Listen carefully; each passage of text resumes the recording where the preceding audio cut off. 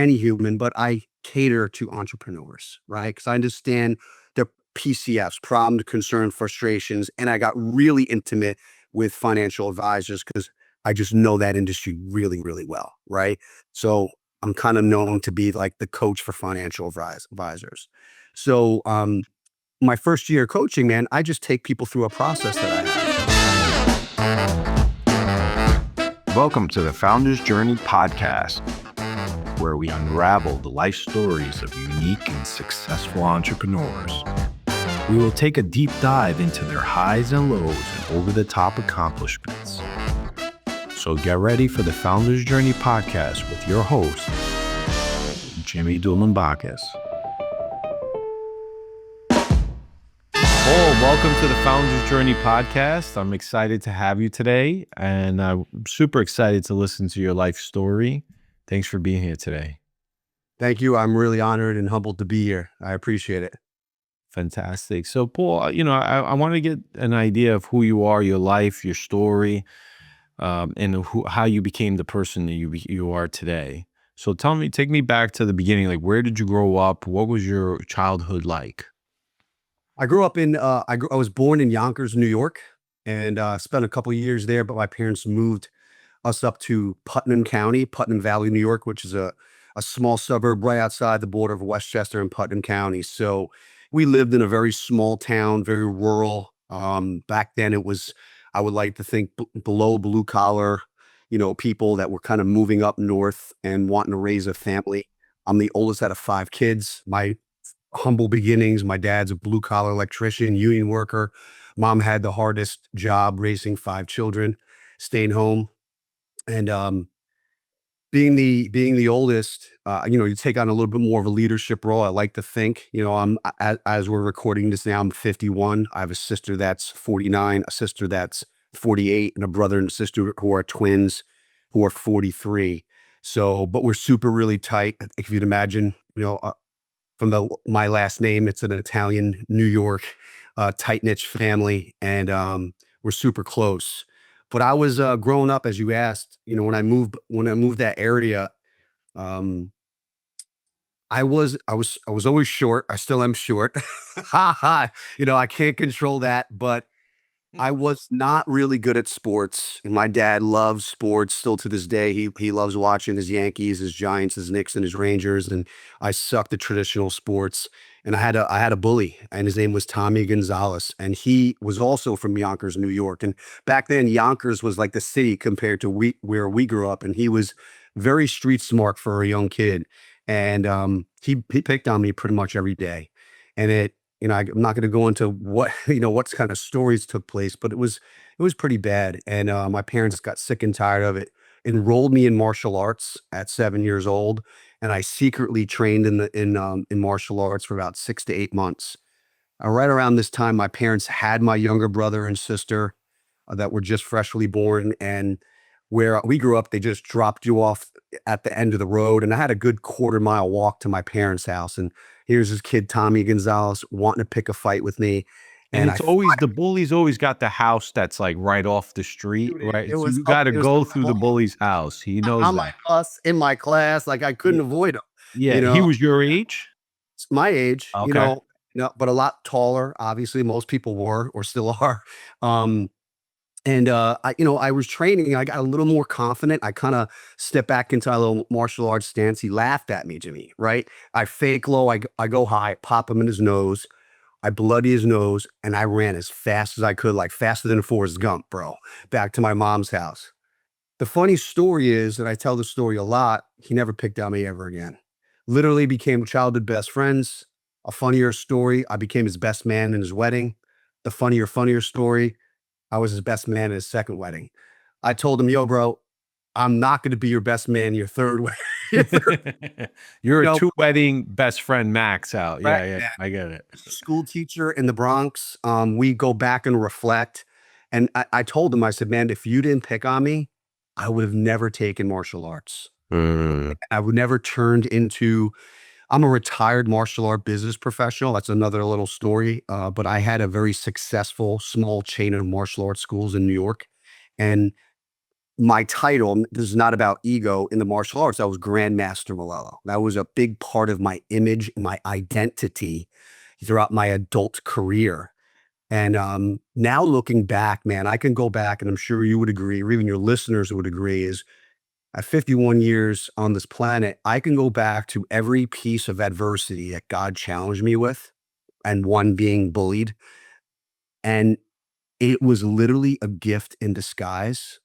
And it took me a really long time to process how God works, where you're being faced with adversity and challenges really to strengthen. And it's an opportunity if you're willing to look for it. And I struggled throughout my adult lifetime. I was unable to see opportunity in my life when I'm in it, dude, when I'm in the adversity, when I'm in it, because I'm clouded, right? And Napoleon Hill calls it drifting, right? So when you're clouded with darkness, you can't see the opportunity. Now I have so many social proof experiences when I go back and go, oh my goodness, if I didn't have that happen, I wouldn't be here. If this didn't happen, I wouldn't have pivoted here. Now, bro, like what I do is I look and expect for adversity, for opportunity. And there is even though I'm a Christian, right? And obviously I believe in God and Jesus, and my faith is so strong right now, but I also believe in universal law, right? So what does that mean? There's something called law of polarity, right? That means up has down, left has right, hot has cold. In the martial arts, we call and yang. One cannot exist without the other, right? And so I know universal law is proof. So when you and I are faced with adversity or challenge, now I'm asking questions to reframe my mindset to go, where's the opportunity? How am I going to learn from this? How am I going to grow from this? What's good about this? So Tony Robbins always talks about the power of questions. All I've learned to do is reframe my perception, and now I expect opportunity. So like opportunity, where are you? It's come out wherever you are. And so that short story was literally my first social proof of a really shitty thing, okay, turning into something that was meant to be, if that makes sense. Yeah, this is great. I want to unpack this. Funny story. I was 2 years old, and one of my neighbors, one of the kids that was my age, had similar situation where he came down the street and I was wearing sunglasses and he thought they were his, so he grabbed them and punched me in the face. And we're still friends to this day. Growing up, if you're 51, you know that the streets were a little bit more aggressive, and you took martial arts. Most kids don't take martial arts. Back then they would fight. They would just kind of learn how to scrap and fight on the street. Now no one's playing on the street, so they're not really learning how to be physical. So my son, it's interesting. You said that he's 6. He's kind of like in the bottom 20 percentile in height and weight. Um, Social kid, but just when other kids get aggressive, he didn't really know how to handle it, and he would just start kind of drifting to the side. If it was too impact for him, he wouldn't engage. And I started getting worried, and I said, what can I do to like boost his confidence or to kind of give him tools to like be able to deal with this stuff? And there was like a bully, a kid that was telling him he was small and he was weak and that he's not big enough to play this game or whatever. And he would come home upset. And I said, you know what? And I saw an interview with Dana White, and Dana White's like, listen, if you're going to do anything, the best thing you can do is, do, martial arts. So I signed him up. He's been doing it now 5 months, and his confidence is up. Right. I seen him like kids kind of like be physical, and he's like putting up his feet. He's like flipping them. He's still early on, but like those 4 months, I mean, I've seen a huge impact on him. And I'm not saying, yeah, the only victim in this is my younger daughter, who is now getting beat up by her older brother. Oh, But here's what she, happened. I'm the oldest out of 5, so all my siblings ended up taking martial arts with me. So all 5 of us are black belts, and both my brother Anthony and I became masters and grandmasters, and we were martial art business professionals. Now both semi-retired. He also I live in Charleston, South Carolina now. I'm what you call a low country Guido. I Our didn't know brother, those existed. man, yeah, low country Guido. I got a shirt. It says it everything. I say y'all. I go to Clemson Tiger games. I was at Yankee Stadium on Saturday at the Pinstripe Bowl where Clemson lost to Penn State. But Yeah. uh, but anyway, I would keep your kid in martial arts. I'd enroll your daughter in martial arts. Both Well, my so daughter and my she son are also black belts too. so my daughter comes to the class and stays off to the side, and there's like punching bags and mats, and she just kind of like rolls around. She's 3 years old. Oh, She's that's okay. Just let her stay in the waiting area, and then she'll observe, she's and after observing. she'll just jump right in, and she'll be better than your son. Probably. Yeah, I believe that. I believe that. So So it my is, thing it's is, yeah, confidence, right? It's the benefit of self-confidence, it's posture, right? And, I'm 5'6", but when I walk around, I'm not to sound arrogant, but I feel like I'm 6'6". It's the yeah, presence that you have, and when you have a level of confidence about you, a posture about you, most most bullies or in especially with women, or girls, the predators look for the easy targets. Does that make sense? yeah. So he or she will not even most likely not even have to use the martial arts. It's the presence about them because predators look for easy victims, the It's easy true, target. and that was the conversation I had with a sensei. I said, "Can you explain to me, what" this was early on, and I said, "What do you teach about bullying and stuff?" He goes, "Listen, we're not raising floor mats, okay?" He goes, "When they have more confidence and they know how to handle themselves, they walk around their presence, like you said. Right. They have Mhm. the bullies are like, don't mess with that one. He might be able to hit me once or twice, or at least flip me on the floor. Like, I'll go look for more weaker, kids." And bullying is interesting because it's not a good thing, but bullying is taught, right? No one just bullies. The kid has trauma at home and then takes it and looks for weaker people Mhm. because he's the weaker person that's getting bullied Back with somewhere. Tommy Gonzalez, his dad at the time was an alcoholic at the time, beat up on the brother beat up on Tommy. Tommy took it out on me. Now you Right. look back, his dad ended up saving himself and recovered and everything, but he did die young early. And you see those patterns of behaviors. Tom actually ended up being a part of our family when his dad passed away when we were in college. He lived in my parents' home.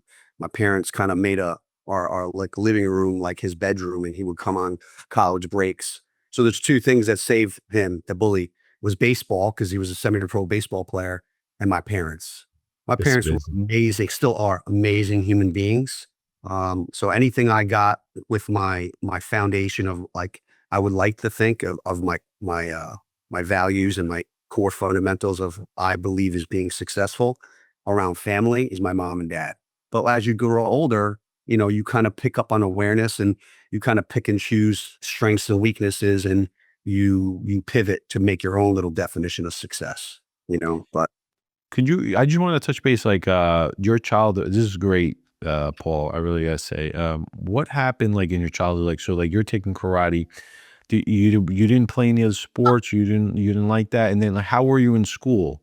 Because you were 7 when you started karate, right? So, like, were you a good student? Did you struggle? Like, what happened? I don't conform to the box, my friend, right? You mean the institution? I don't conform to any box, any institution. I was, my mom will tell you, like she knew I was going to be successful just on my personality. And my son's the same way. Um, I struggled academically. I struggled. I mean, back then, did you call it AD? We didn't have ADHD like with that back then. Like No. I definitely have it, but most of the successful entrepreneurs I coach all have ADHD. We're multitaskers, and I'll tell you what, the most successful humans that I either network with, like in my brotherhood, in my mastermind group, and the men and or women I do currently coach that are business professionals, financial advisors, in sales. They're the most successful, wealthiest humans I know. Some of them don't even have a college education. I'm not here to poo-poo on college because my kids go to college, but I didn't go to college. That wasn't for me. I became an entrepreneur at 20, 21 years old. I never worked, I worked for other people when I was a teenager, but as an adult, never. Um, so to answer your question, I was not a good student. I remember vividly, and this just happened to my son last year. My dad got called into the principal's office. Literally, it's like the guidance counselor, the vice principal, the principal, and my dad called him from out of work. My dad's blue collar guy. He's like, and they're here to tell my dad that your son basically isn't going to amount to anything. He's lucky if he's going to pass school. He should join the military. Not that the military's bad. And then basically counting me out. You know what's so crazy? I had one teacher in 10th or 11th grade. He's no longer here, but I remember bumping into his daughter, who was a little bit younger than me. And this guy, Mr. Skolnick, his daughter worked out the gym. I found out years later. I said, your dad was the only adult teacher I had in my high school that looked at me and said, you know what, Paul? Because he knew I love martial arts. I foresee you having a chain of martial arts schools and being a very successful business person. Only person. They called me out. They said told my dad it wasn't going to amount to anything. Same thing happened to my son, right? And I'm not here to poo-poo on teachers because I thought I wanted to be a teacher at one point because I love teaching martial arts. At the time, I didn't think that martial art business professional was going to be something that was going to help make a sustainable lifestyle. But last year, my son Pierce got called in, and I could see this, vice principal, the disgust on his face. My son's got a very outgoing personality, good heart, really very much like me in a weird way. And they said pretty much the same thing. The only challenge is that his high school lacrosse coach, my son's a two-time state champion. He's a senior now. He'll hopefully get a third state championship ring. He's a great athlete. And the coach was there advocating for him. And they looked over and like, listen, Pierce is not, doing this, is not doing that. I don't know what his plan is and blah, blah, blah. And man, it's like rinse and repeat of me and my old man from like 30 something years ago. Right. And I appreciated them. I said, listen, we're going to work at it. We're going to make this work. He's going to do what he's got to do. He's kind of deaf in one ear. We're going to sit up front and we're going to get tutored by the coach's wife, all the stuff. But I left that meeting coming this close to saying something. And I said, you know what, to my son after we left the meeting, you know what I wanted to say to that the vice principals, I could see his disgust on his face at my son, like, thinking he's like amount to nothing. And I wanted to, and it was a reflection. I want to lean in, and I don't hope no one takes this the wrong way. I want to lean in and go like this, Mr. Vice Principal, how much money do you make a year? Because I know down south, they don't make as much money as people up in New York, right? If you could Google it, and I can guesstimate what that is. And I wanted to go, how much money do you make a year? Oh, that much? I make more than that in a month, right? Do not count my son out. Do not count my son out because he don't conform to your box. That means he's no good. No, no. Every kid has some type of unique strategy or unique ability. It's our job as parents to find the unique strengths to maximize our kids' success because that wasn't really given to me. But I take my son to my brotherhood events out in Arizona. He's around 7, 8, 9-figure income earners, salespeople, leadership people like, 100, $200 million businesses. I'm exposing my son to those type of humans, people that are big thinkers. And then half of them share their success stories that they never finished college. They overcame adversity. They were counted out, and they were like what we call the comeback kids.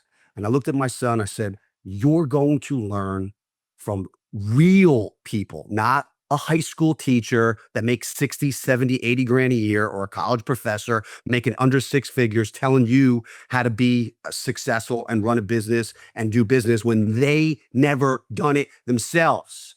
We're So learning from people that built real businesses, scaled real businesses. When my son get networks with those people, his confidence was built. He believed like, holy cow, like these men or these young people did this. That means I can do it. My son got back from an event. I took him to my brotherhood. I get coached by a guy named Andy Elliott. I don't know if you know who that guy is, but Andy Elliott is right now one of the top leadership sales coaches in the industry. And we're really close with him and his family now and that brotherhood. And My son came back because they were pouring into my kid, and my son, without telling my wife and I, enrolled in the Citadel. Do you know what the Citadel is? No, what is that? Do you know what West Point is in New York? Yeah, yeah, yeah, yeah. All right. The Citadel is not the West Point, but is the West Point of the South. It's military college. He doesn't have to commit to a branch, but dude, it's hard. It's actually harder at the Citadel because your freshman year, you're a knob. It's like 1 year of shit. You're going through it. Okay. He's gonna play lacrosse there. He committed and he chose hard to raise his standards for his next 4 years of his life. He's gonna get that ring, opens up his doors and his network. He's gonna get that level of foundation and discipline, bring Mhm. out his unique strengths, get the real life coaching from guys in my brotherhood and my mastermind group. And all my job is to do as a dad is to bring out the best unique strengths out of my kids so they have opportunities to be successful. My dad didn't have money. My dad bartered. That's how I got my first business. He bartered to do work. Can I ask you before you go into that this Yeah. story, I wanted to ask you what happened when your father was at the school and they were telling them what, obviously, hey, he's not going to amount to anything, this, that. What was the conversation after with your dad and your mom? He said, he first looked at them and said, "Wait, you took me out of work for this? Did my son do anything wrong? No. Uh, but this is what you got me out of work to tell me." Uh, One thing my parents always did is they believed in me. You know what I mean? And when I'm on the phone now coaching entrepreneurs, man, I have about 1,800 conversations a year, times, no, 10, 15 years of doing executive coaching. Most men as adults, there are like these, what I call paralyzing paradigms that I write about in my book that are like scars from when we're kids, man. And when I picked on human psychology, you just pick up on how people think. You hear these patterns, right? And throughout my career as a coach with executives and salespeople, is I heard guys go, "Well, my dad never said he was proud of me. Why I never he my dad never said he loved me." Right? So there are four statements that my wife Gina and I committed to say to both our kids. The first one is most hopefully everyone says this most people say this as parents is I love you. Both of my kids hear us say I love you. The second thing that I promised to say was I'm proud of you. The third thing I say is I am grateful you're my child. I'm grateful like God blessed us with a healthy children, right? Because most people don't have that gift. Yeah, We take that's it for right. granted, right? And here's the fourth thing. I believe in you. I say those things over and over. Hopefully it sinks in subconsciously. But my coach said, the last one, I believe in you, is probably the most powerful one. Yeah. Right? It really is because, you know, otherwise those things get anchored into our kids' mind and affects us as adults. See, my parents, what they did always tell me is they go, we believe in you. Like I knew that you were gonna be successful based on my personality. I was stubborn, I was thick-headed. I gave my parents a run for their money, man, from like 16 to 19 years old. I was arrested on trial, hung out Well, we're with the gonna wrong, go into that. uh, you know, I overcame a lot of adversity. God needs me here. So he persevered me through a lot of adversity, bro. So I'm here for a reason. I gotta maximize it. So tell me now, you you're in school, you took karate, right? They're telling you you're not gonna amount to anything. You're in 10th grade. Okay. Now in 12th grade, what was your life plan? Like you probably were like, oh man, I'm about to finish high school. Like, where am I going? What am I doing? What's going on in your teenage years leading up to the graduation of your high school? I was I think I was a good kid, but I was a bad kid. I just hung out with the wrong crowd, you know? Um, it's almost like some of the kids I hung out with were like mafia wannabes. You know what I mean? Yeah. They it they never did really drugs, weren't heavy drinkers. My friends knew I was the martial art guy. I was always super skinny as a kid, dude. My friends were jacked growing up. because I was a fighter and I had to cut weight. So I was teased a lot, even when I was a teenager, even though I can fight. Um, but I was very self-conscious in my physique. So a lot of my friends would be like, "Yo, Paul, take off your shirt. Take off your shirt." Around girls to try to embarrass me. So I'd have to overcompensate and try to be a wise guy and start fights. So that was like a part of like my life where then when I got older, I started working out because I didn't want like the way I looked physique wise. But going back to answer your question, um, yeah, I was kind of a wise guy. And if we didn't go out and if we didn't meet girls, let's just say, guys would pick fights and get into trouble, you know? And so back then, like a lot of those mafia movies, Bronx Tale, Goodfellas, all that was pretty popular in the 90s, early 90s. And I found myself in trouble. I found myself arrested and wrong place, wrong time. And I had to get away from the kids that I was hanging out with, if that makes sense. So when I What was graduated, going on with your parents? Like, what was going? They were they're just great and still are. They're great people. Unbelievable. I have the best parents in the world, man. I have no excuse to be messing around. You know what I mean? But I just was dumb. I was a dumb 17, 8-year-old kid. You know, so I went to college part-time. I always taught martial arts. I've been teaching martial arts since I was 14, 15. By the time I was in high school, I was managing a location. You know, but my mindset is I was like the Cobra Kai instructor, you know, and my original teacher was like that. He was this big 6'2" heavyweight national champion Irish guy. And all he did was teach us how to fight. Dude, we were like the Cobra Kai dojo. So like I was in martial arts, but all this respect and the discipline and all this other stuff that I ended up teaching, it was irrelevant. I was literally like Johnny from Cobra Kai, like martial arts, had the Cobra Kai John Kreese instructor and looking out for fights all the time. You fast forward, got in trouble, on trial. My parents had to borrow money from my dad's young, wealthy what brother. happened? What happened? What it was? Can you talk about it or? You know, just wrong place, wrong time. Someone got hurt. They remembered me. They remembered my vehicle. I'm on trial. And a year and a half, what I did is I left New York. I went down to Florida. And I went down to Florida and I became part-time. I was a college student at West Palm Beach Community College, man. You know, like that's where I was. It's But here's tough, like tough academic. top college. And, it was in Lake Worth, Florida. And but here's what the difference was. I was locked in. I didn't drink. I went to the gym. I started lifting weights. I taught martial arts. I had this girlfriend I thought I was going to marry, you know, locked in. And I'd fly back and forth for trial. And I'm going to tell you, man, I got on that witness stand and there was a kid that I knew, but wasn't like super tight with me at the time. He got on the witness stand and he wasn't like my boy at the time. His friend was. And he got on the witness stand and basically said, it wasn't this guy, Paul. It was my other friend. So he basically ratted his friend out. And because he did that, I got off. Right. And then literally it was like not guilty. I cried. I got on the plane to Florida. I'm like, I'm never coming back to New York ever again. Months go by.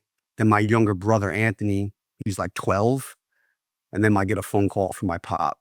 And when my dad calls me by my first name, I know it's serious. Usually he calls me Bud.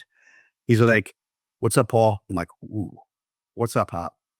"Yeah, your brother Anthony is following your footsteps. He's going down the wrong path. He wants to quit martial arts and he's getting into trouble." Like almost like basically saying he's following your dumb footsteps. So you know what I did? I left Florida. I quit college. I moved back up to New York. I'm like 19, 20 years old. I moved back home with my mom and dad. I ended up buying this like $200 brown Volkswagen Rabbit. You know, meanwhile, I had Mustangs before, nice cars. I in my mind, like I got no money. I'm gonna buy this car because I think I'm gonna marry this girl that I was dating in Florida, this Cuban girl, right? And in my mind, and I went back to work for my old teacher. Except when I left, that martial arts school I was managing lost like 100 and something students, and it was basically going under. But here's what happened. I had an opportunity to mentor and train my brother Anthony, right? When I got back that summer, I started training him. He won nationals out in LA and he went on a tear, bro, in Taekwondo. He won a national champion at 16 years old, went to world championships, competed at an Olympic level. like high level, right? I was like a pretty high level, like Olympic style taekwondo coach, and my brother was my top athlete. I Mm. saved his life. I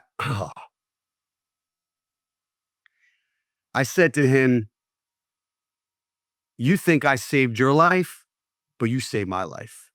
Yeah. He got me back up to New York, and my original teacher was like, "Listen, I'm gonna close this business because it's not profitable that I was managing unless you wanna buy it." But we had no money. My dad just spent $30,000 in This attorney. is that transition to this story. I want to hear because you said he borrowed or bartered. So my older teacher was building a house. So my dad's super handy, AKA I'm not. Like that sign my wife put up. Like I don't own a tool, bro. I'm gonna tell you right now. My wife Okay. did me. I can pay people to do it, but my wife loves it. So my dad bartered about $30,000 worth of work, was at my old boss's house doing electrical work, helping him build his home. And that's what my dad did. He didn't have the physical money to help me buy a business, but he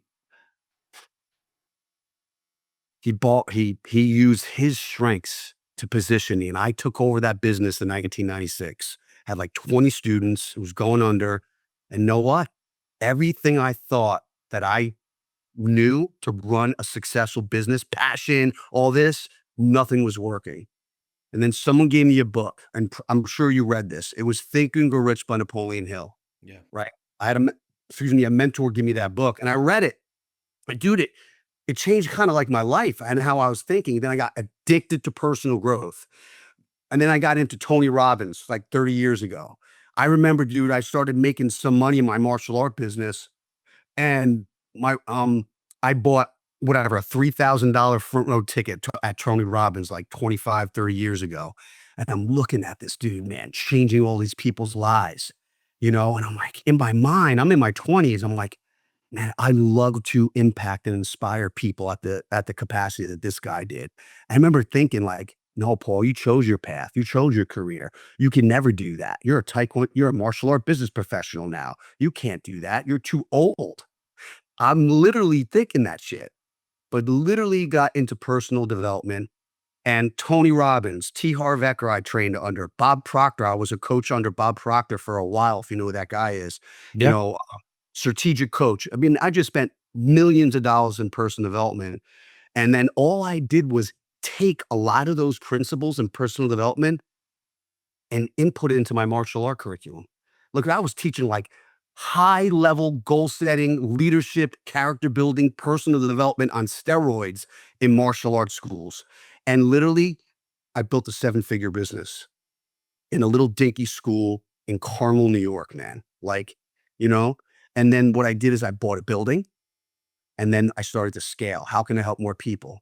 And then what I did is a lot of my clients who are financial advisors, there's a strategy of borrowing against cash value of whole life insurance. I don't know if you know that Yeah. strategy, how Yeah. it works. And I was investing in whole life insurance since I was 21 years old. So I built up my own bank up, really. And what I did is I borrowed against my cash value. I'd buy a building, put a martial arts school in. Buy a building, put a martial arts school in. Buy a building, put a martial arts, and I started to scale. And at one point, I was like, man, how can I help more people? And we had a person say that was mentoring us, so you have to write a book. So I ended up writing a book Oh, called, hold on, hold on. oh boy, I'm We going got a lot fast. of, hold on. Let me, I got a good story. no, no, I know. We're gonna go into the book, but there's number one, Tony Robbins. I was 19 years old. My brother went. What was it? Awaken the Giant Within. You unleash the power, unleash UPW. UPW. So Yeah. my brother goes, comes back, blah blah. He's pumped. He's On 23 years fire. old. He's like, I got a free ticket. You go. This was 2001. So I was Mhm. like, all right, where is it? It's in MetLife Giant Stadium. And I went online. This was early when you couldn't book, you had to call the hotel and book it. But I went online on, I forgot what it was, hotels.com, and I go and I book my hotel room and I get an email and I print it out. I show up. The guy's like, you have a reservation? I was like, yeah, I booked it online. He's like, huh, online. And I said to him, I go, what do you mean? He goes, yeah.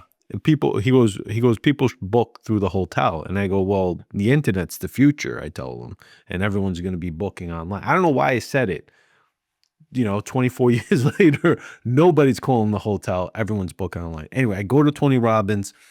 I sit down all the way in the back. I'm like, I'm just going to coast. I'm going to listen. Maybe I'll absorb something. I don't know. I was by myself. It was probably the first time I like left my house to go to a conference by myself.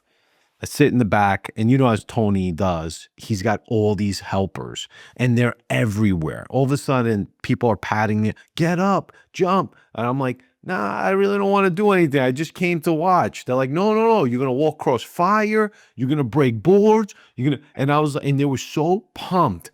And I was like, at one point, I was like trying to like shoo them away. There was too many of them, and I could not like, Right. and it was like, it kind of, it hit me. I said, you know what? Screw it. I'm gonna go hard on this. I'm gonna do whatever they tell me. I came home and I was pumped. I was like, I'm gonna change the world, like this. And it only lasted for a few weeks because there was no follow-up, there was no support system, there was no network, right? There was no community for me, but it just stuck with me. I walked across fire, hot burning coal. I just thought it was crazy, and the energy that he had. So anyway, so then I went to T. Harv Eckert, which is my brother and I. We love him, but he's always like good or good, great or great. It's I like, met with him privately. I was in Thailand with T.R. Vecker yeah, privately. He recruit me to be one of his coaches. yeah. They're all great. They're all great, and honestly, what they've done in personal development is fantastic. Like, it's just mind blowing. But what I wanted to ask you is, when you did all these personal, so when you're 20, you open up your new studio, Mhm. you take over the studio because your dad goes and just like figures this out for you, right? Which is amazing. You go and you start the studio. Your brother is now, did your brother partner with you? Eventually, when he turned 18, like I got married in the year 2000. He was my best man. He just graduated high school. He was training for the Olympics. He ended up winning nationals. He ended up winning nationals and was at Olympic trials, and they were just never going to take his division to the Olympics. In the end, so from the year 2000 to 2004, I said, "Hey, man, you can either A, stick it out, train for the 4 years and hope that they'll take your weight class, or you can be my business partner." Mm. So, at a young age, he's like 18, 19, he became my business partner. And we ended up buying my first building I bought when he was in high school. But But we can you ended tell me? Yeah, so Mhm, I want to go into two things, and then I want to go into the book. One uh-huh. is, how did you use your life insurance? Can you explain that? How you borrow against the total cash value? Like, That see yeah. Yes. So when you buy, and anyone that's a financial advisor, may know this strategy, may not always agree with it depending on who you're speaking with, but there is a loophole. There's 2 books I would challenge your listeners to read. One is Pirates of Manhattan. It's an older book, and the second book was What Would the Rockefellers Do? Mm, Those 2 books will explain this strategy, unless you're Dave Ramsey is gonna poo-poo on life insurance, mm. right? So, whole life it builds, like, 'cause it's expensive, but you build cash value, and there's death benefits, all these benefits, but one of the main strategies is building your own cash value that like, you're your own bank.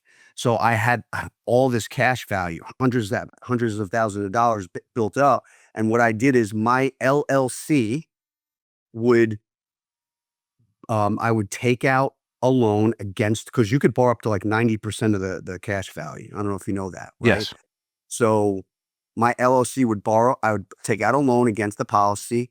My LLC would pay back the line of credit, and I was a tenant because I had a business in my building, and I was a landlord, and I just use it as I use it as a strategy, all right? And then Why did you get insurance at such a young age? 'cause I knew I wanted to scale my businesses even at 21 years old. So as someone told you, hey, if you get a big Mhm. enough whole life insurance with big enough They knew cash my value, they knew my vision. but I why, had that why as a but kid. why not just put the cash in the bank and pull it out then. I don't have control of it really. And then I don't have death benefits, taxable. Like there's so many Right, right, strategies. right. Okay. I know I do the same thing. So Right. like I have a policy where when it's not where it is yet Mhm. because I You're didn't gonna see about act 5 years, it starts to grow, it 10 years starts now, oh 15 now, because now I'm 51, I got like 25, 30 years, and some policies have been built up. yeah.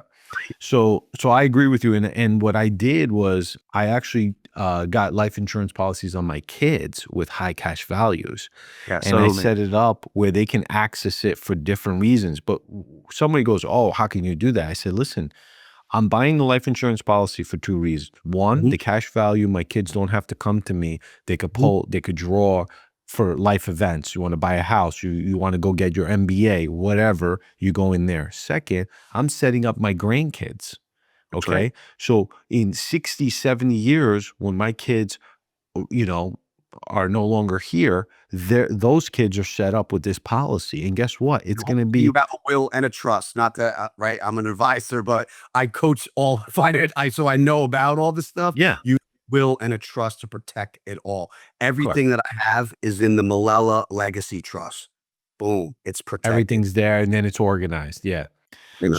So tell me, so okay, so that was for part one. Part two of my question is if you could from the personal development, what are two or three frameworks that you attract out of there that you can which withdraw to use like in life? Like if you were to say, here's two or three things as personal development tools that I've created or have learned through all this money that I've spent, all these people that I've met, what are two or three things that I think are super valuable for people to use?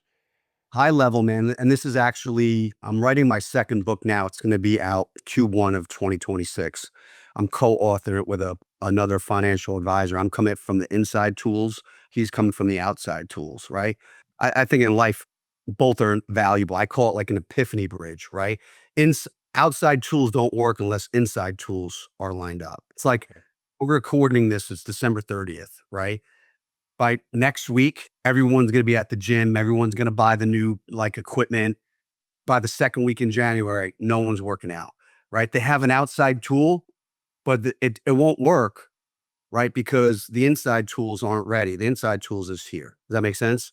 Yeah. So, to And answer when you that say question, outside tools, you're talking about the right sneakers, the membership, the the car. membership, the gym equipment, it Right. could even like we're talking about business, like sales scripts, like tracks, word tracks if you're in sales, like anything. The outside strategies, processes don't work unless inside tools are lined up, So right? explain to me the inside tools. So one of the first things that I do when I'm introduced to a client or a prospect is I'm going to ask them what do they want, right? And I ask this question thousands of times a year, right? And I'm going to do it with you right now. So if I said, Jim, if it's the end of 2026, 1 year from today, we're going to future pace, what has to have happened either in your personal or professional life that's going to make you happy? How would you answer that question? Hmm. I would say personal life. I would like to be drop my weight down 10 pounds. I would like to take martial arts. Okay. In my professional career, I'd like to grow my existing business by 20%. I'd like to acquire 3 properties and I'd like to have recorded 60 episodes of this podcast. You, my friend, answered exactly like I was hoping a man like you would answer. Okay. Every single one of those pretty much had clarity to it. Right. So when I ask this question, you'll be so amazed. There's one of five ways people respond. Hey, what do you want to see happen over the next year, either personally or professionally? Believe it or not, I get some people go, I don't know. Yeah. I don't know. That's like, yo, Jim, where you want to go? I don't know where you want to go. And we sit like idiots in a car or driving around in circles. It doesn't work. But people do respond that way. Here's the second way people respond. Hey, what do you like to see happen over the next year? What would make you happy? Well, I don't want. I don't want to be overweight. I don't want to not grow my business. I don't want to fail out. I go, whoa, whoa, whoa. The question wasn't what don't you want? The question was what you do want. That's the second way. And 80% of humans focus on the negative, man. Yeah. Right? Robbins teaches this, right? Yo, Jim, whatever you do, don't think of your car. Don't think of your car. Don't think of your car. Whatever you do, bro, don't think of your car. What the hell's happening when I say that? You think You're of the thinking goddamn about car, Yeah. right? The mind can't process the negative, but news, media, everything is negative, bro. Everything on the social media and news is negative, negative. Human psychology, we look for the bad. It's not our fault for the most part. They have low level awareness. Here's a third way. What do I like to see happen? I want to lose weight. I want to grow my business. I want to make more money. Oh, really? So if you lost an ounce, you'd be happy? No. If you grew your business by $1,000 of revenue, would you be happy? No. What's the fourth way? They give me objectives. I want to be successful. I want to be happy. I want to be a better parent. Really? How the hell do you measure that? And if someone does give me an objective, I have to create measuring sticks. Literally, I come up with 3 simple measuring sticks as a strategy to help them measure and define what would make this year successful. What has to have happened in order for you to feel that you're a better parent this year. But what you did is you said 10 pounds, enroll in martial arts. I can measure both of those. Grow my business by 20%. I'm assuming you know that revenue number, Yep. right? Mhm. Okay. And X amount of podcasts, right? I can measure all that. So basically, the metaphor is what I teach. Step one is you have to have clarity, bro. You have to have an exact address in your mental GPS. Like literally, imagine I used to test this out. Like, if I said, hey, we're gonna have a session here in Charleston. You know what I mean? Like, well, Charleston's pretty fucking big. I'm like, oh man, King Street. King Street's pretty big, you know? So I got to give you literally an address, like a number, street, city, zip. And even when you pull up, maybe there's a building. Well, what room? You know what I mean? Is it the What first floor? suite? Yeah, yeah, Second yeah. What office number? Yeah. you understand? Like, man, I would test this out when I do live events and I watch people and I'd be like, see, we weren't clear enough. So to answer your question, number one is you got to have clarity. You got to know what the hell you want specifically. The second thing that I do is I help people become aware because whatever it is, I would ask you, it's like, yo, Jim, do those goals excite you? Yeah, absolutely. Do they scare you? They did. One of them, yeah, they did. But I'm like the guy who jumps off the cliff, All you right. So know? one of my old mentors, Bob Proctor, said a goal should excite and scare you at the same time. If Yeah. it doesn't scare you, it's not big enough, right? So Oh, does that make interesting. sense? If it Yeah, doesn't I guess scare you, there is a fear of risk in all of it. You know what I yeah. mean? Okay. So awareness means we take inventory of what we think about that number, right? And what we Mm, have to do is we become consciously aware of what I call your thoughts, your emotions, what I call your little voices. mm. Now, all your listeners, you and I have at least 2 voices in our head. And anyone listening or watching this going, who the hell is this guy Paul think he is? I don't got 2 voices. That's the little voice I'm talking about. That one that just started yapping to you in your ear. Because we got at least 2. I got an easy target Paul that was bullied. I got a grandmaster Melella. I Mm. got a second best Paul that would win state championships in New York, New Jersey, Connecticut, and always would fall short of a national championship, right? Second, third place at nationals, second best Paul. And I got this guy, perfect Paul. That's a physique competitor.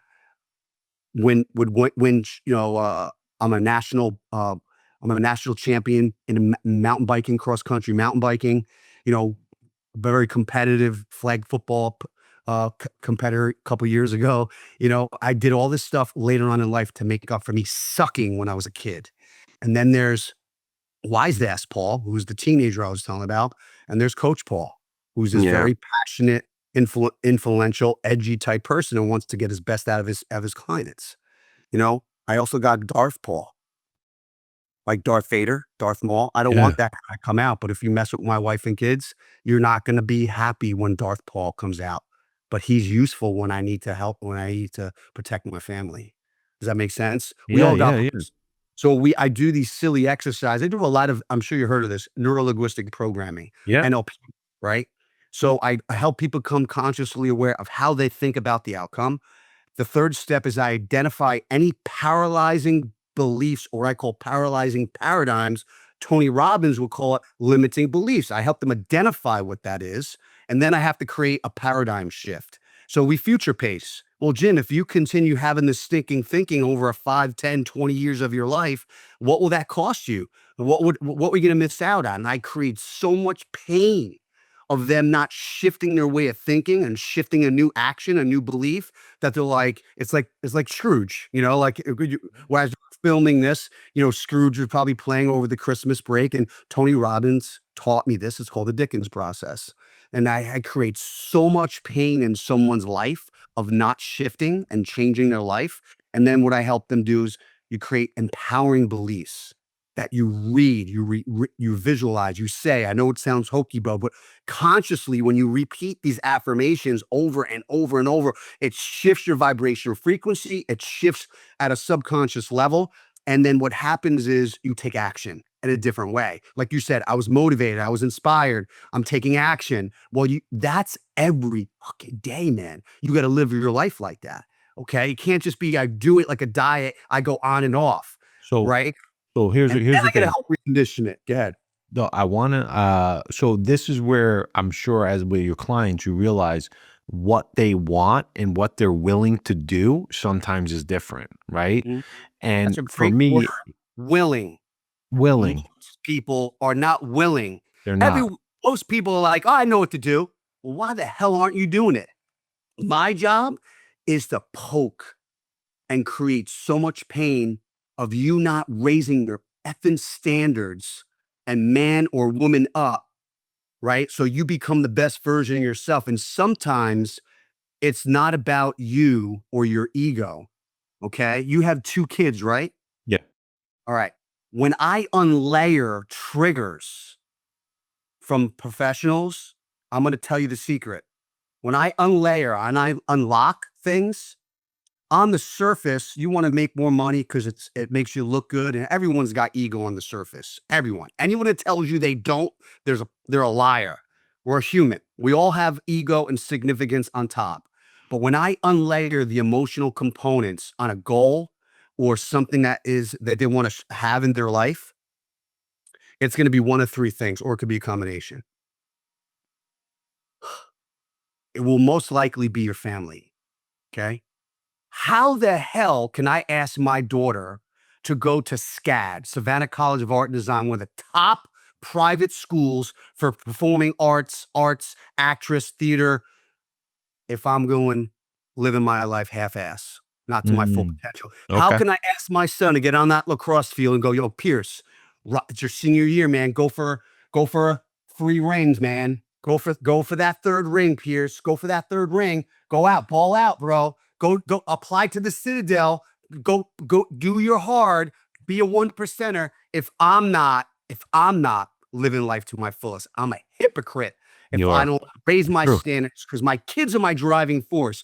The way I operate in my fitness with my wife, as a Christian, as an entrepreneur, is to raise my standards so my kids see what's possible. They're my driving force. Okay.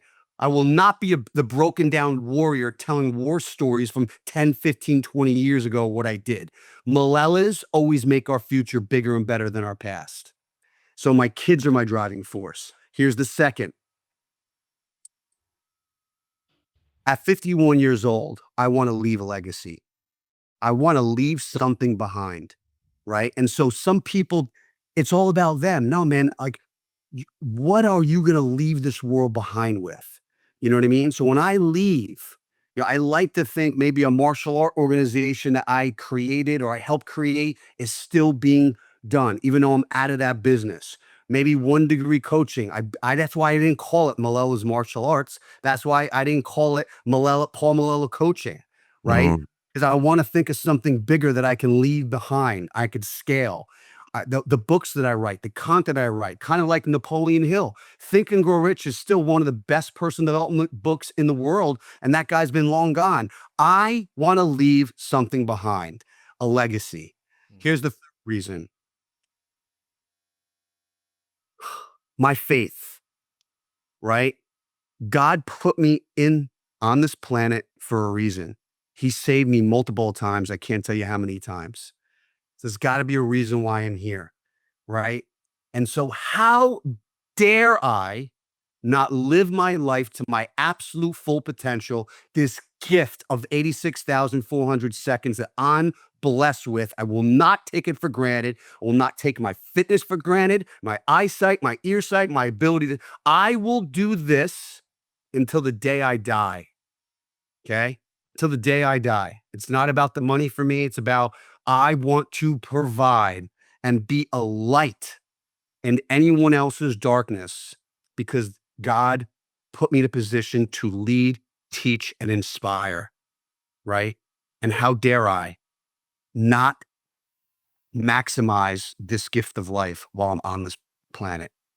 So, is it about money? No. Is it about the all this? No. My why, or my what I call my worthy ideal, my family and my faith are all the driving forces. When I ask men an exercise called a 7 times why, it's going to be literally one of those 3 things when I get down and I unlayer and unpeel the Because you're onion. saying why, and they say Why? the answer, Why? and you say Yep. why, and you Why is just that? I reframe it. all yeah, And then at the end, they get by either answer 5, 6, or 7, they start to what? Cry. yeah. And I go, that's your driving force. That's your driving force. So it's interesting, like this podcast, I came up with it 4 years ago. I came up with the name, did nothing. 6 months later, I bought a microphone, nothing. 6 months later, I bought a tripod, nothing. I created an LLC, it's another 6 months, nothing. But it just kept itching me like a mosquito bite, one of the worst mosquito bites ever. And I kept waking up with regret, going, and I went through a whole process where I realized that I was afraid. I was afraid that people are going to say, what a stupid podcast. Nobody wants to listen to this. No one's going to come on your podcast, blah, blah, blah. That was the negative Jimmy, right? And then I said, well, this, I think I could do it. I don't know, this, then the cup is half full, Jimmy's over here. And, but I just kept going. I kept going. And then I made a deal with myself. I said, look, you want your kids to grow up. You want to help entrepreneurs. What are we doing here? So I launched it and I said, Jim, you're going to set a goal, 50 entrepreneurs. And I was like, it wasn't like, and I said, we're going to interview 500 entrepreneurs. Okay. That's your goal. That's your mission.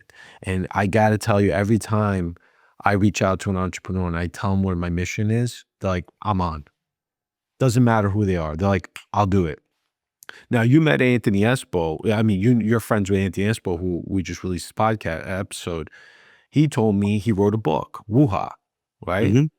His son goes and writes his own book, right? Like That's just so too. recently, right? Why?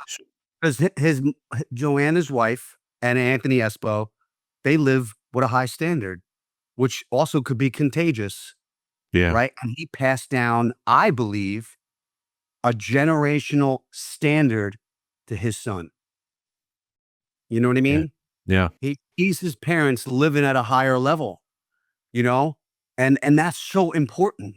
That's, to me, it's so important how they live their life from a relationship standpoint, business standpoint, fitness standpoint. And I got connected. We have a mutual, he trains a guy that's from Brooklyn. That's my coaching client. So that's how we got Oh, that's connected. how you met. Okay. Yeah, one of my clients, Dave, who is the financial advisor who I've been coaching for many, many years, trains at the Badass Academy. And he's like, yo, coach, you got to meet this guy, Espo. He's a fitness and martial art ninja like you. You guys will be like brothers.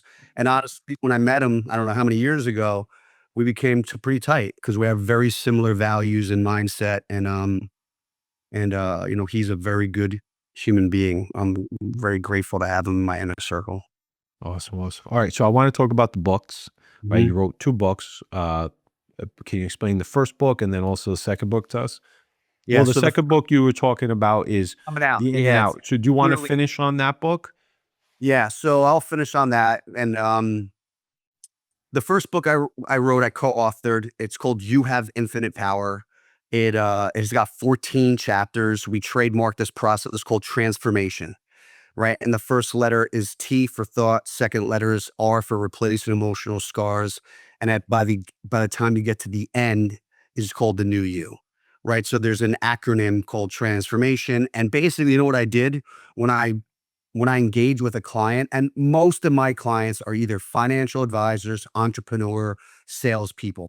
Listen, human psychology is human psychology, and but let's just face it, I'm not poo-pooing on a W-2 employee, but most humans that pick that route, they're I'm not to sound like it's bad, they're just kind of playing comfortable, right? I'm not saying that's Yeah. bad. That's their definition of success. I'm not here to define success for anybody, but Right.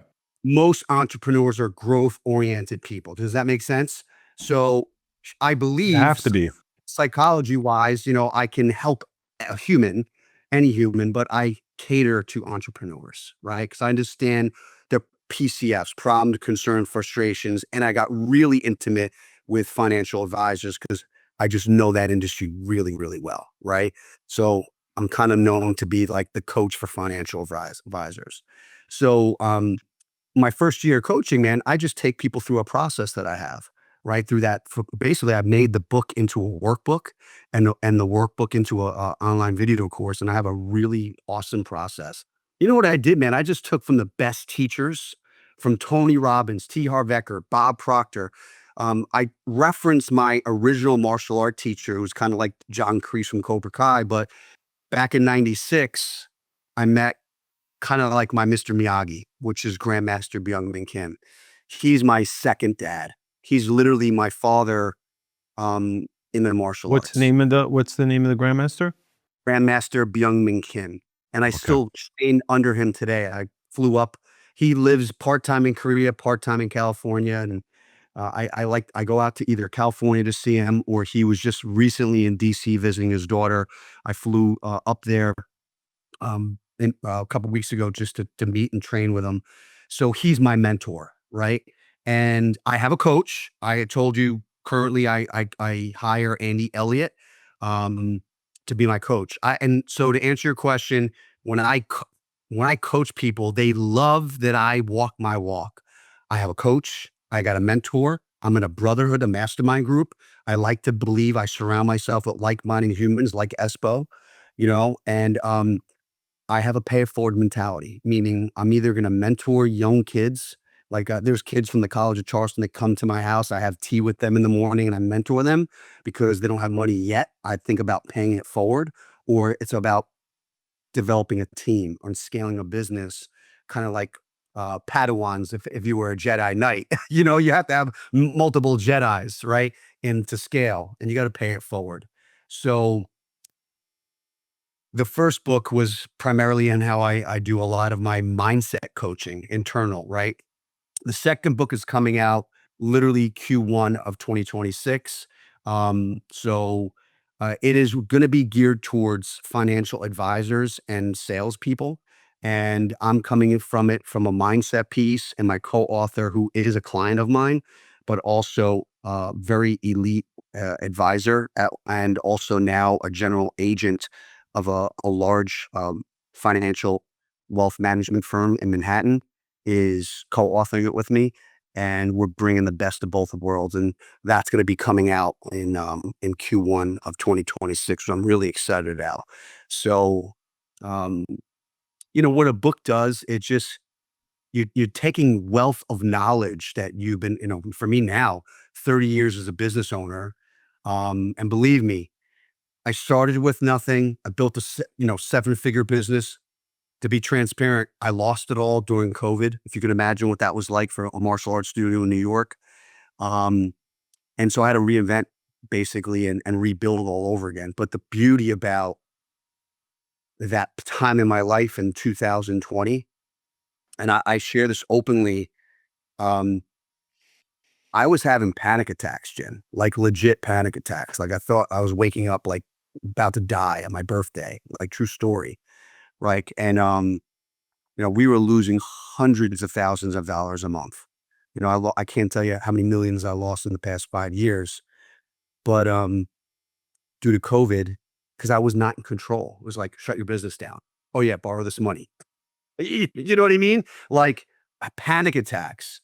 The cool thing is that I like remember you used the word willing. I could have stayed in New York and rebuilt my empire, but I was unwilling to do it while my kids were the ages they were. So what I did do in 2000, I drove down to South Carolina and I left my martial art empire I was building my whole life. I had to sell. I sold a building. Actually, I sold two buildings. I kept two. I gave one business to my brother. He just sold that and moved down here. Actually, like 2 weeks ago, I sold another business. I had to close two down, but because I positioned myself on the sales of a building and a business, I was able to move down here and kind of semi-retire. Very humbled. I'm very humbled, and I always had my coaching company, but it was more like a part-time kind of gig for me because I always had this martial art empire. But in 2020, they shut my business down, but they couldn't take me off the phone. And I just went all in on my coaching business, moved my family down south. Talk about adversity. Remember? Well, Yeah. yeah, man. I lost a martial art empire. I had to either sell, close, whatever. Sold my home, which is beautiful home that dream home we built, and I came down here. And honestly, it was one of the best decisions I made for my family.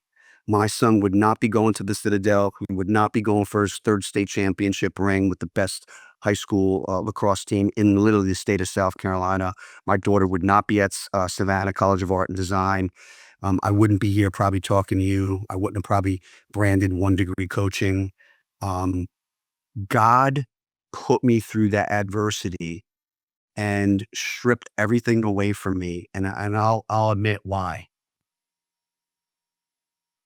The house, the side-by-side toys, the quads, the cars, the money, the commercial real estate, I was misaligned for a little bit, and I wasn't keeping the main thing, and so when God steals or what takes everything away from you and you're broken and you're left, and I felt ungrateful.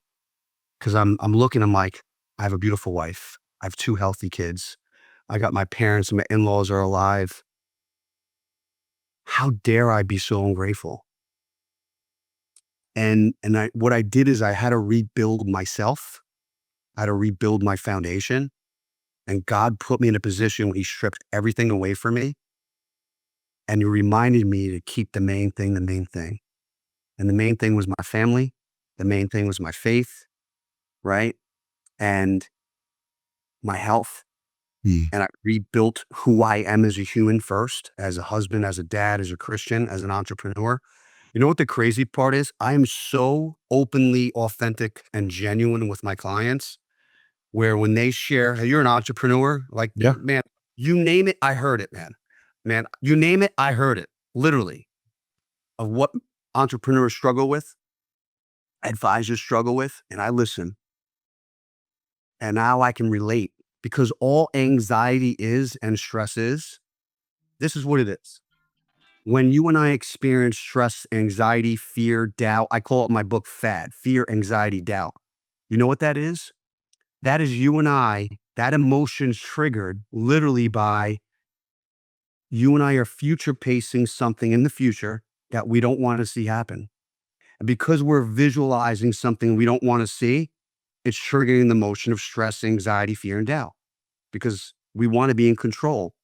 But the crazy part was I'm in control of that story that I'm narrating. It's like a remote, man.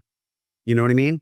So like most entrepreneurs, what we do is we sit in the theater and we play the story and we hate the story. It's the fear channel, it's the anxiety channel, it's the doubt channel, and it makes us feel like all the stress and the panic attacks. And know what I was doing? Pausing it, rewinding it, and replaying that fucking video. And I'm like, "What the hell am I doing?" You I'm leaned like, into it. "Yeah, bro." I'm like, dude. I So leaned into it. that's what I teach my clients. We catch it, we scratch it, we erase and replace. I'm like, I don't like that movie. Like, and then I had to start controlling and literally following all my principles that I teach and like control my thoughts. And then once I came down south and you said, oh, kids don't play outside. Not my neighborhood, bro. This is like the movie Pleasantville, where I live in Mount Pleasant, South Carolina. It is make believe here, literally make believe. I saw the possibility during COVID, like people riding bikes, kids with backpacks on, walking to and from school, no mask. I'm looking like, what the hell is this? I just left the Twilight Zone, Yeah, literally yeah. the Twilight Zone. It was Or it make was a believe. different, yeah, yeah. He made believe. I'm I like, hell no, I'm moving down south. I want I want to tell you, I want to share something. I was watching an episode. I saw a video of a CIA agent, former CIA agent, explaining anxiety, and what he said is, on a mental level, anxiety is that your subconscious mind is working on something, and then your conscious mind is not aware of what it is, and all of a sudden your body, you start getting like anxious, right? But your two are not connected, which a lot of times has to do with like meditation, being centered, and just being more aware and present, right? Because most people are not present. They don't know.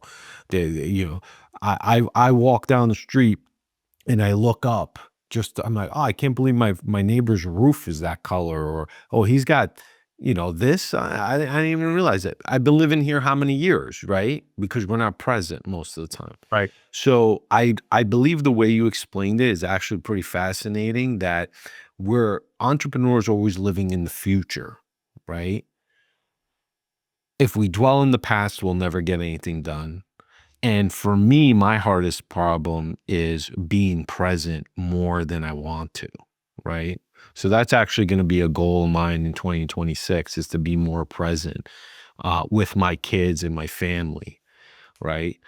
And because it's hard as an entrepreneur, you're in the future because you have to create, you have to visualize, you're creating the outcomes. Permission to just to share it. Yeah, yeah, yeah, The yeah.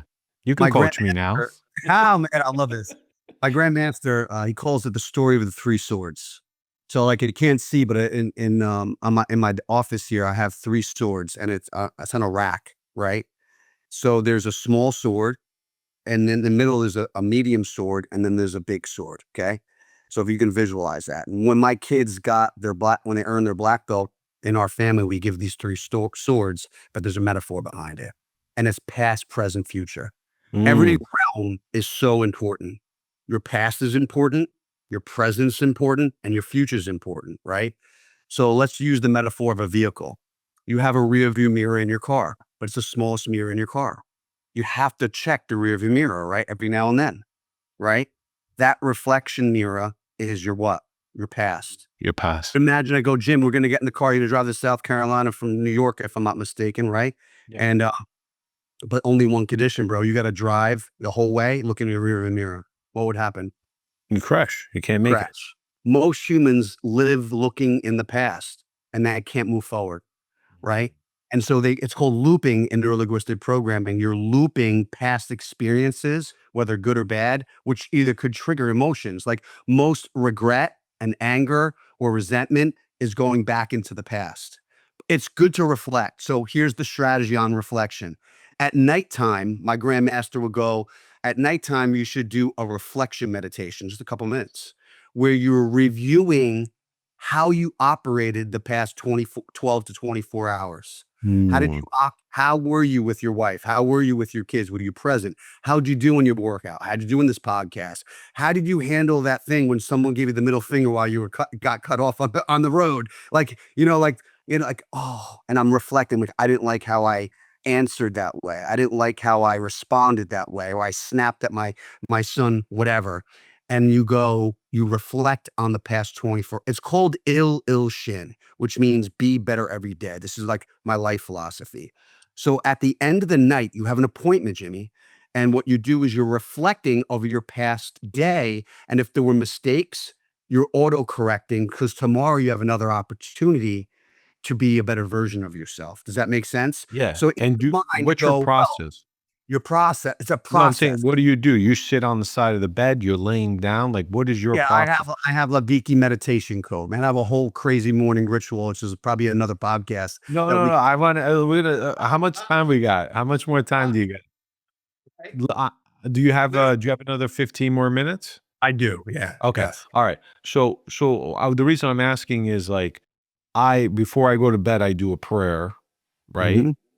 And then I go to bed, and I do deep breathing. I do, I hold 5 seconds, I release 5 seconds, I breathe in 5 seconds to So lower that my relaxes you. I So relax. pray, right? Yeah. Breathe, then close your eyes for a couple minutes and literally do like a rewind on your day. And if there were any things that you think you didn't like about yourself, and I gave experiences like I didn't like the way I responded to my wife, or I wasn't as present in that moment, or I snapped at this person, then what do you have to do? You analyze, you reflect, and you score yourself. It's like a self accountability assessment at the end of the evening, couple minutes, and go tomorrow, God, you bless me with another 86,400 seconds. I'm not going to make that mistake twice. I'm going to be a better version of myself. All right. So in your mind, you say to yourself, yo, Jim, I have appointment to reflect in the rearview mirror. Okay. So now let's go to the big sword. The big sword is the big window in your car. It's your future. Bro, if you're not looking ahead, you're not going to know where you go. That's why it's the biggest window in the car. That's why it's the biggest sword. Because Jim, this is the metaphor or the statement I declare to my kids. Melellas always make our future bigger and better than your past. If my son only reflects on the 2024, 2025, 2026, state championship rings and go, yeah, when I was 17, Like Al Bundy when he won oh, the believe me, I got friends that I love when I grew up, but if and when we ever meet, the only conversations they always bring up, not that it's bad, are their highlight reel back in 1992 when we were in high school. Yeah. Okay. Yeah. I feel bad for you if that's your highlight of your Do life is when you're there. do you find sometimes with some friends where, as an entrepreneur, like they're like, "Oh, Jim, what are you working on?" I'm like, "Oh, this year I got this." I tell people I start a podcast and they're like, "Oh, here he goes again." And Welcome it's back, dude. Let me tell you right now, is it because I don't care. It doesn't affect me, but is it because they're like not doing what they want to do that they want to shit there you on what go. you're doing? It's what I say is this is my one of my statements, the Coach Paulo statement. It's not what you're doing, it's not what you have, it's not what you're accomplishing, it's what they're not.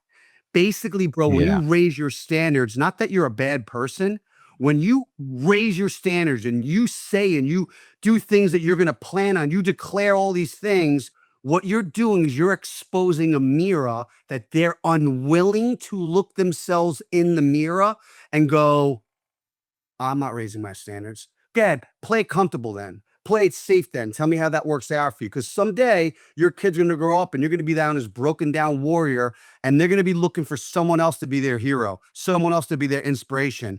They're going to be walking around with someone else's jersey name on their back, bro. No, Yeah. my kids wear my one degree coaching.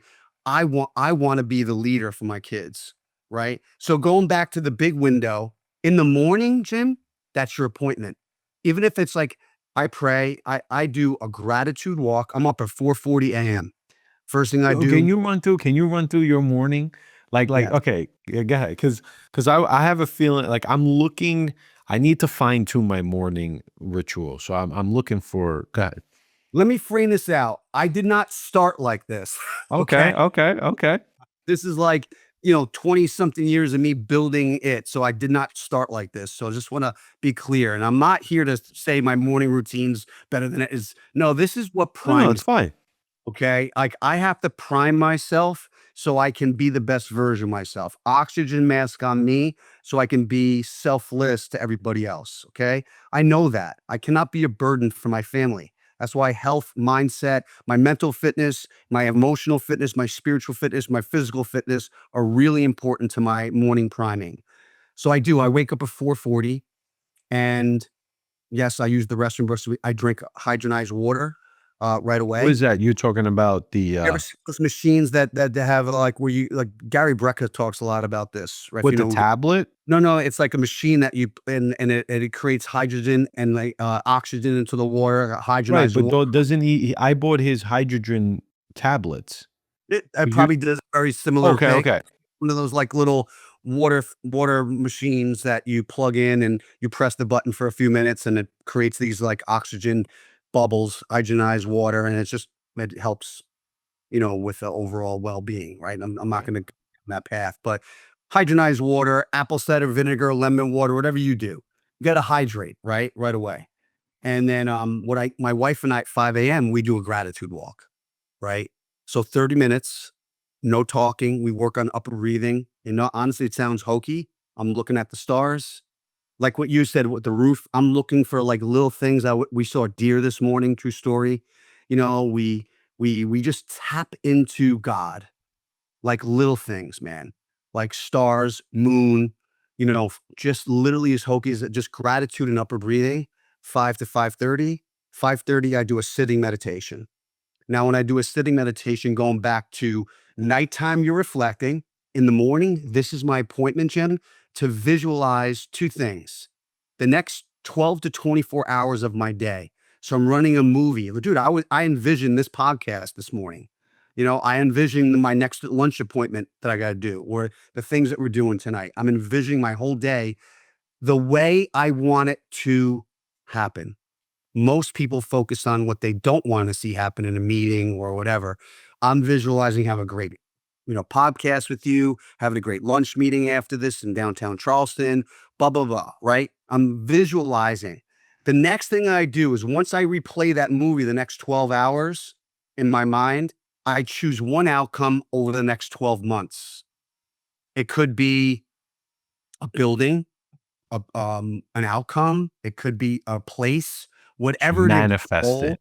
I'm visualizing that as if it's already happening because there's a frequency that is exposed. So when you visualize that outcome in your mind, subconsciously, you're creating emotions because when you future pace that, I'm getting what? Excited. I'm Mm, getting happy. And so I'm visualizing what I want to see happen. So instead of fear or anxiety or doubt of visualizing what you don't want, I'm controlling the narrative in my mind. So that's my appointment to visualize the what we talked about, future.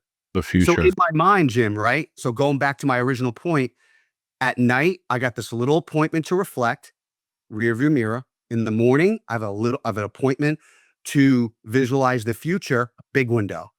So then I say, Paul, you have an appointment to reflect. You have an appointment to focus on the future. So throughout your whole day, what should you and I be doing, Jim? Being what? Present. Present. So let me ask you this. When you're meditating, are you doing breathing? Deep Yes. breathing? And Yes. how do you do it? Are you just doing So deep whole other breaths? yeah. So yes. So just think about this. Just think from a logical standpoint. There's 5 things your body needs in order to function. Just talking about health, cells of your body. Okay. It needs rest. Now, Dana White might not agree with this. Gary Brecka will, but Dana White's like, Mm. sleeping, I'm dead. Like, I kind of used to think like that. I didn't realize how rest and recovery is so vital, Oh, right? so important. It really is important to growth hormone, all of it. Um, so rest and recovery, proper nutrition and exercise. That's a Mhm. whole nother conversation. The ability to eliminate waste or detox.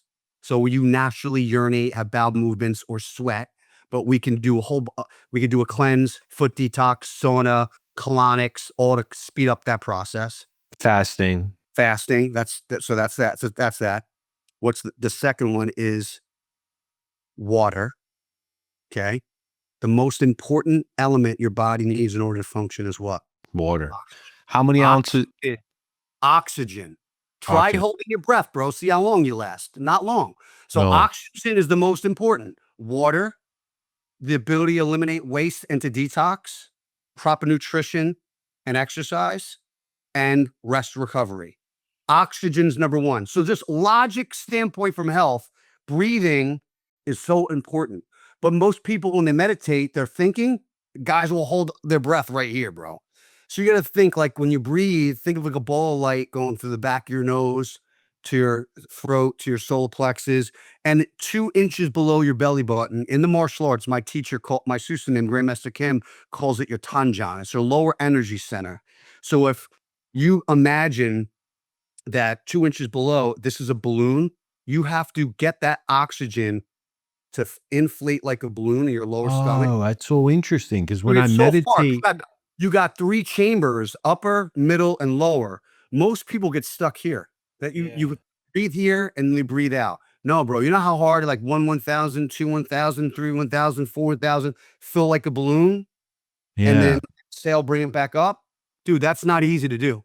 So when I teach meditation to my executives, I first teach them breathing first, focus breathing. When you focus on the breath and you focus on a count, it's less likely the mind trash is coming in Right, and out. right. Yeah. Your hose. So I teach guys, to go, yo, can you give me 15 minutes? They're like, yeah, coach, I'll give you 15 minutes.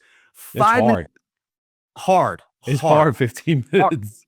right? I And could dude, do I it used to now, like but have Otis like a, on my floor, with a meditation pillow, which I couldn't do years ago. I had to open up my hips, so um I teach guys to do about 5 minutes of just breath work and counting to loosen them up, relax, 5 minutes of visualizing their day, the next 12 mm, hours, and another 5 minutes of one thing they want to accomplish in 1 year. that's So I very call it a good. 5-5-5 meditation.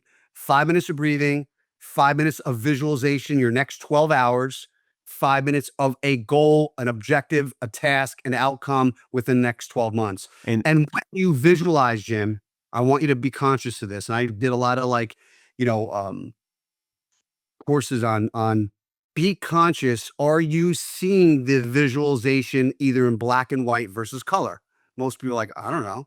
Think of the Wizard of Oz, bro. Remember in the black and white, and all of a sudden they got to Munchkin Land. It's like boom, color.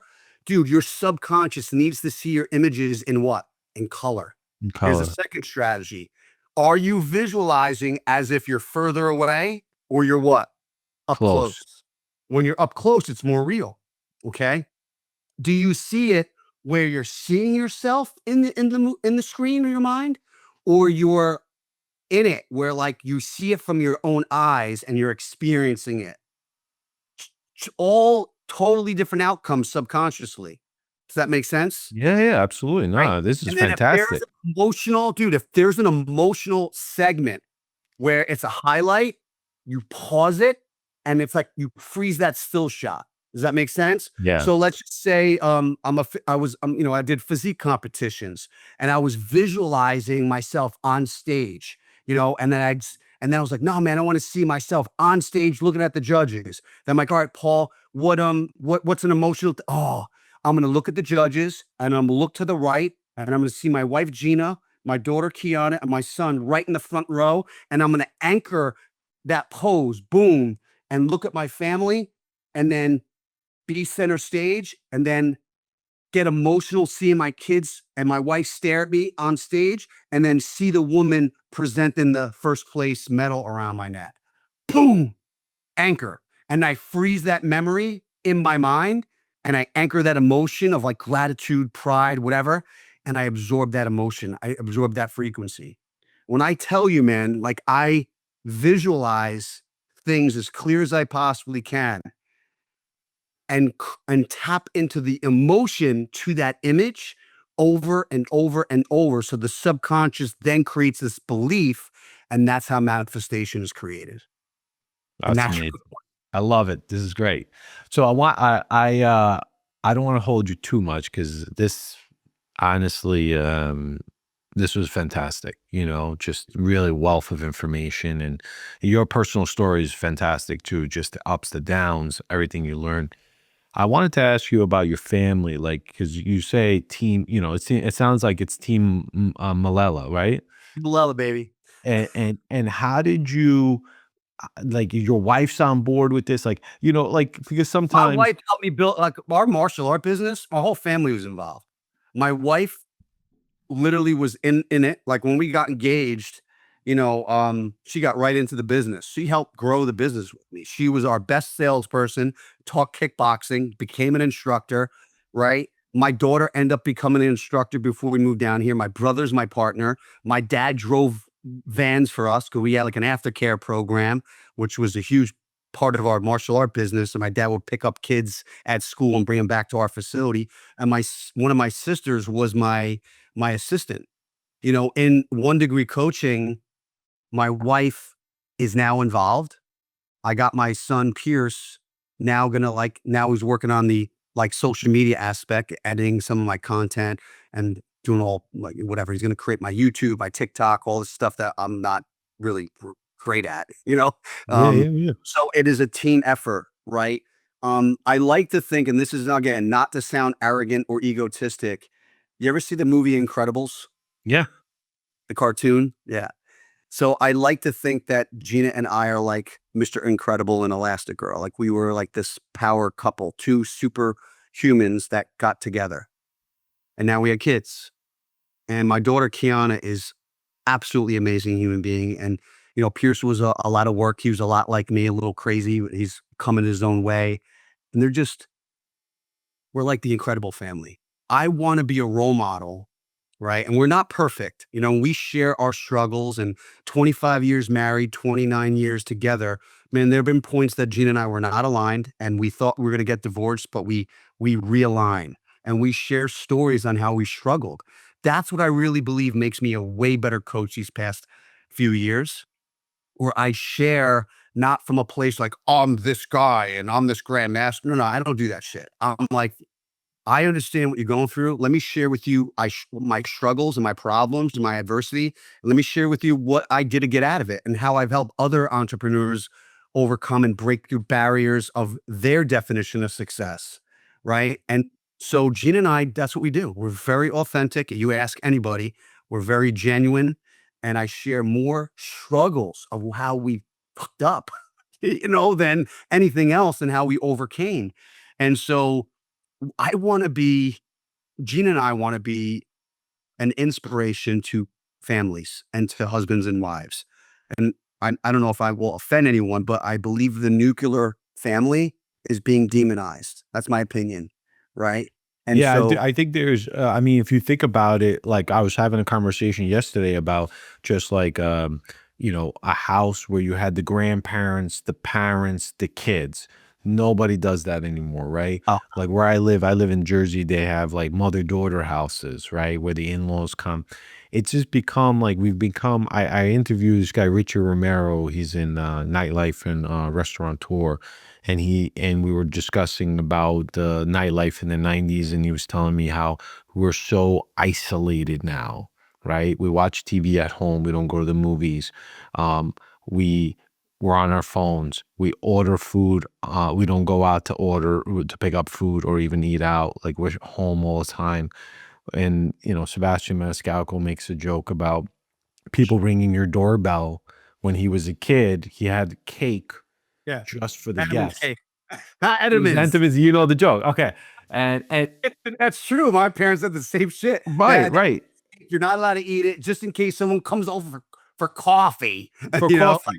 that's it. Now your And doorbell rings and you're like closing the curtains and you're hiding. You're like, who is yeah. it? Who's over there? You and I are different. Where I like to think, listen, when we moved down here to Charleston or Mount Pleasant, people are like, why are you moving? You guys are crazy. Got your businesses, your family. You're not going to know anyone. We know so many people down here in Charleston already. We were here 5, 6 years, between church, between lacrosse parents, between the gyms, between our community, between the theater parents with our kids.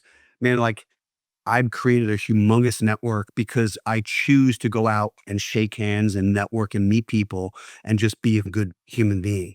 You know what I mean? And On so, that on and that that, note, I yeah. want to say I just want to add, because I left New York. I was in the Upper East Side. I left and I came down to the Jersey Shore, and I'm in a neighborhood that's, the house is a little spread out. I came from density to Hmm. spread out. And I was just like, oh man, like my vision was like, oh, I'm gonna have all these friends. We're gonna talk to the neighbors and all that. And we came here and it was like winter. Nobody's out. And I was like, Yeah. what the hell, man? This is going It's to be not like bad. that. Each show is a community because But let me, I yeah, wanted yeah. that. So then all of a sudden, March came around, people are outside, boom, boom, start meeting people. But the main thing is you went out to church, to the event, and you made an effort. There's always a lot of people say, oh, I moved to Florida, I moved here and it wasn't good. I met nobody. Well, if you stayed in your house the whole time Right. and To make a didn't point. say hello, right? Mhm. You know what I mean? I'm not, So, so I make a point and then to meet people, to shake hands. My wife and I still go to networking events and just we get involved in the community and because I want to. I came here because I wanted to create a new lifestyle for my kids, but your network becomes your net worth. You don't know how you can help someone, they can help you. I'm constantly making introductions to other people because I want to. I'm going to go down to Charleston right after where I got a lunch appointment. And I'm telling you, I'll bump into someone down in downtown Charleston. Hey, what's up, Paul?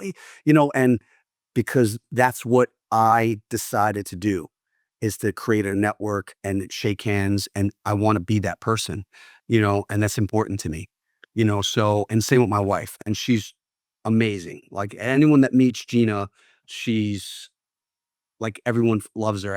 Actually, she's so nice and kind, and I think she's beautiful that some people think, well, why is she so nice? She's got to be fake. No, my wife is as genuine as they come, and yeah. she's got an unbelievable heart, and then she just pours into people because it's Gina, and so to answer to go bring it back, yeah, we are Team Melella. My mission is I like to think at 51, I've done pretty well in the fitness world. I like to think 30 years in business, I've done well in entrepreneurship. Married 25 years together, 29, almost 30. Awesome. I got a amazing faith with God and with Jesus Christ, and my relationship with Jesus. And again, I don't care what anyone's faith is. Half my clients have a Jewish faith. I don't care. As long as you have a connection to a higher power. My last part of that mission is to take my daughter's almost 20, my son's 18, is to take these two humans and put them out into the world and society and they're contributing into the world. That's that last box. That's aligned with my purpose that I'm feeling pretty confident. What I teach my clients to do is create multidimensional success. Your success is your definition. As a coach, you define that. I'm here to define mine. You define yours. But a lot of people define success with money. And I've coached some really heavy hitters. You can make the millions and millions and millions of dollars, but if you don't have an alignment with your spouse or you're divorced or there's no connection, you're not successful. If you don't have a connection with your kids and making all this money, you're not success. If you could be physically fit but can't pay your bills, or there's no spiritual connection, or you could be so spiritual but you're not success. I believe that if you want to be a Ferrari, great, but all four tires have to be having air in the car. Yeah. That's my definition of success is having multidimensional success and having some level of what I call worthy ideal is what's getting you up in the morning, what's keeping you up at night, contributing to the world with your gifts, with your business. I don't feel like I work just because I love what I do. Does that make sense? Yeah. You know, and so that's a level of fulfillment for me. But for me, it's growth with those things, contributing to my word, the ideal, maximizing my core four areas of life, and um, locking in just to be the best version of myself. The reason why I chose 1 degree coaching is most of my clients want to be 1%ers. But when you hear the word 1%, it's super extreme. Am I Yeah. right? No, my wife chose this name because she's like, Paul, yes, they all want to be 1%ers, but what if they make one little degree shifts every single day? A little shift, like you're meditating, maybe you're drinking more water and whatever, and you're compounding over time into your 1%er. Does that make sense? Yeah. I feel like, More what is it? Ed Milet, he came out with the book, Power of Power of Ed One. Mylett, very Yeah. similar. I Yeah. love his podcast. Yeah. Because the podcast that inspired me with Tim Ferriss, James Altucher, and Ed Milet. were the reasons why I started this podcast. You. Good Um, for you. Well, so I really appreciate you taking the time to interview me. I hope your audience gets some value bombs, from our interview, yeah. and it's great to hear stories of other entrepreneurs and how we can learn from each other and just make everyone a little bit better each day. Paul, thank you so much. Is there anything left, anything you want to leave entrepreneurs with, or like a little thought or a framework of anything before we wrap up? Yeah, so I don't believe that you have to be perfect. There's no such thing as anyone's perfect. I think God's perfect, but we have perfection within us. So, one of my most favorite quotes is from Earl Nightingale, right? And he said that success is the progressive realization of a worthy ideal. Success is the progressive realization of a worthy ideal, right? And so when you think of the word progressive, it's ongoing. It's always evolving. Realization are these aha experiences if you are self-aware to improve, right? And so it seems like you have a pretty good worthy ideal. I know I have a great worthy ideal. It's to lead, teach, and inspire future leaders, business professionals, and entrepreneurs to be the best version of themselves in all areas of their life so they can experience what I call multidimensional success and live a healthy, happy, fulfilling life with their own sense of passion and purpose. That's what God put me on this planet to do. And as long as you find that sense of a worthy ideal professionally, and you feel compelled to share those gifts, to me, that's fulfilling because the goals come and goals go. Once you increase 20%, next year will be another 20%. Once you lose Mhm. the weight, enough's never enough for one percenters, but it's those little shifts each day, self-aware, small improvements, and a commitment to be better every day, 1 degree better. Paul, love it. Thank you so much. I'm so glad you were on the podcast. This was amazing. Your story is fantastic. I can't wait till it launches because I got to listen to it a few more times. There's so much stuff on this that I'm just still absorbing in my head, and I probably have like 50 more questions, but we went over on time.